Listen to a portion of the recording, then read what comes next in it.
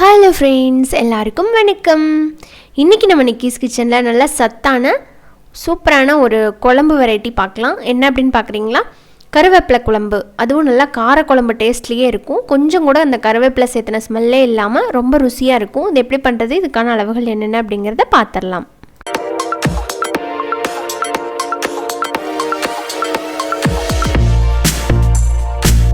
இப்போ இந்த குழம்புக்கு ஃப்ரெஷ்ஷாக மசாலா பொடி வறுத்து அரைச்சிக்க போகிறோம். அதுக்கு 1 டேபிள் ஸ்பூன் மல்லி, 1 டீஸ்பூன் மிளகு, 1 டீஸ்பூன் கடலைப்பருப்பு, 1 டீஸ்பூன் உளுந்து பருப்பு, அரை டீஸ்பூன் சீரகம், கூடவே 5லேருந்து 6 போல் காஞ்ச மிளகாய் இது எல்லாத்தையுமே போட்டுட்டு எண்ணெய் சேர்க்காமல் இதை நல்லா வாசம் வர்றது வரைக்கும் வறுத்து எடுத்துக்கலாம். ஸோ இப்போ பார்த்தீங்கன்னா நல்லா இதிலேருந்து மணம் வர ஆரம்பிச்சிருக்கு. இப்போ இதை வேற ஒரு பிளேட்டுக்கு மாற்றிக்கிறேன்.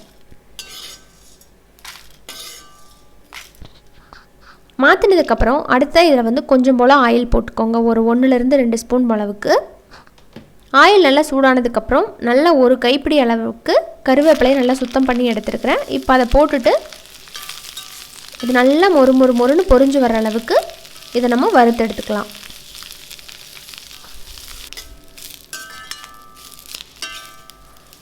ஸோ இப்போ பாருங்கள் நல்லா பொரிஞ்சு வந்துடுச்சு. இப்போ இதை அதே மாதிரி ஒரு பிளேட்டுக்கு மாற்றிக்கிறேன்.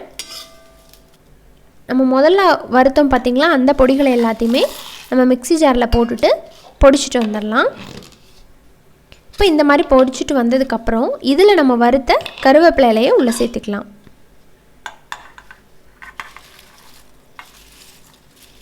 உள்ளே சேர்த்துட்டு நீங்கள் கொஞ்சம் போல் தண்ணி சேர்த்து அதை நல்லா நைஸ் பேஸ்ட்டாக அரைச்சிக்கோங்க.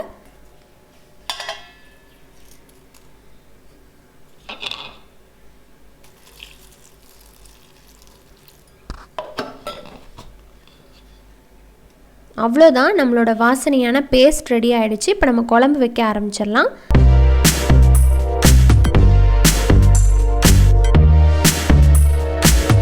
இந்த குழம்பை கம்ப்ளீட்டாக நல்லெண்ணெயில் பண்ணுங்கள். டேஸ்ட்டும் ரொம்ப நல்லாயிருக்கும், ஹெல்த்துக்கும் ரொம்ப நல்லது. இப்போ எண்ணெய் சூடானதுக்கப்புறம் இதில் அரை டீஸ்பூன் கடுகு, 1/4 டீஸ்பூன் அளவுக்கு வெந்தயம், கூடவே ஒரு 1/4 டீஸ்பூன் சீரகம், இது 3ஐயும் போட்டுட்டு இது 3 நல்லா அந்த எண்ணெயில் பொரிஞ்சதுக்கப்புறமா இதில் ஒரு 10லேருந்து 12 போல் பூண்டு பல் சேர்த்துக்கலாம். இது முழுசாக போடும்போது ஃப்ளேவர் ரொம்ப நல்லாயிருக்கும். இப்போ இதை போட்டதுக்கப்புறம் சின்ன வெங்காயம் பொடி பொடியாக நறுக்குனது நல்லா ஒரு அரை கை அளவுக்கு சேர்த்துட்டு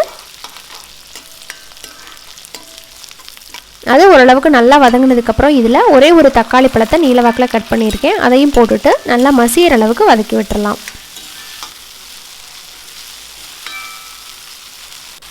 இப்போ தக்காளி பாருங்கள் நல்லா மசிஞ்சு வந்துடுச்சு. அடுத்து இதில் நம்ம அரைச்சி வச்சுருக்கிற பேஸ்ட் இருக்கு இல்லைங்களா, அதை சேர்த்துக்கலாம்.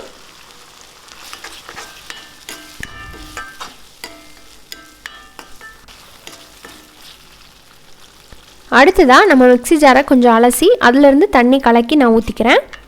இப்போ கொஞ்சம் போல் இதோட பச்சை வாசம் போகிற அளவுக்கு நல்லா கொதிக்கணும்.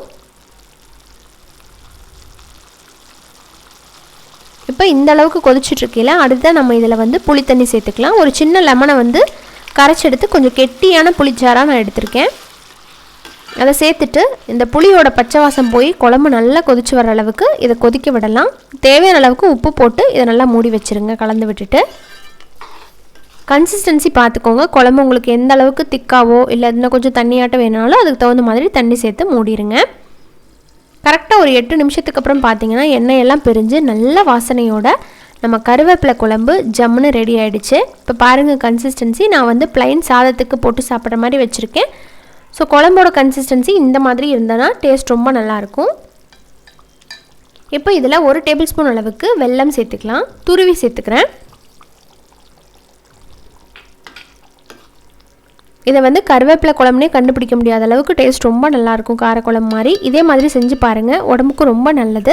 செஞ்சு பார்த்துட்டு உங்கள் ஃபீட்பேக் சொல்லுங்கள். இந்த வீடியோ உங்களுக்கு பிடிச்சிருந்தது அப்படின்னா மறக்காமல் நம்ம சேனல் நிக்கிஸ் கிச்சனை சப்ஸ்கிரைப் பண்ணிவிட்டு கூட இருக்கிற பெல் ஐக்கானை கிளிக் பண்ணுங்கள். இன்னொரு இன்ட்ரெஸ்டான ரெசிபியோட உடனே பார்க்கலாம். நன்றி, வணக்கம்.